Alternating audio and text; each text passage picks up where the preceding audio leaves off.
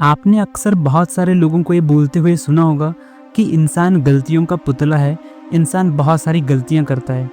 और इस ब्रह्मांड में अगर कोई ऐसी एंटिटी है जो बिल्कुल गलती नहीं करती है या जो बिल्कुल परफेक्ट है, तो वो एक ही एंटिटी हो सकती है और वो एंटिटी है खुद भगवान। ऐसा लोगों का परसेप्शन है। लोग मानते हैं कि इस ब्रह्मांड को जिसने बनाया है वो एक परफेक्शनिस्ट है और इस ब्रह्मांड की हर एक चीज एकदम परफेक्ट है, इसमें एक भी एरर नहीं है। ऐसा लोगों का परसेप्शन है। पर क्या इस बात में सच में कोई सच्चाई है? क्या ये दुनिया सच में परफेक्ट है? आज की इस वीडियो में हम इसी टॉपिक पर चर्चा करने वाले हैं और देखने वाले हैं कि क्या इस बात में सच में कोई सच्चाई है भी या नहीं।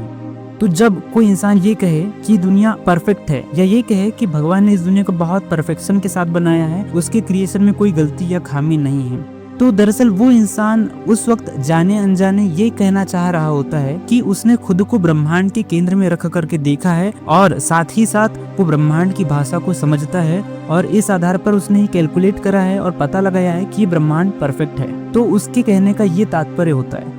पर एक्चुअल में इस बात में कोई खास सच्चाई नहीं है, क्योंकि कोई इंसान खुद को कभी ब्रह्मांड के केंद्र में नहीं रख सकता और ना ही वो कभी ब्रह्मांड की भाषा को समझ सकता है। क्योंकि जिनको भी हम भगवान बोलते हैं, भगवान का जो भी मतलब होता है, तो उस भगवान के लिए परफेक्शन का जो मतलब होता है, जरूरी नहीं है कि इंसानों के लिए भी परफेक्शन का वही मतलब हो। क्या पता भगवान परफेक्शन को किसी और डायमेंशन से देख रहे हो और हम इंसान परफेक्शन को किसी और डायमेंशन में देख रहे हो। तो हम इंसान इस बात का अंदाजा कैसे लगा सकते हैं कि ये ब्रह्मांड परफेक्ट है या नहीं है?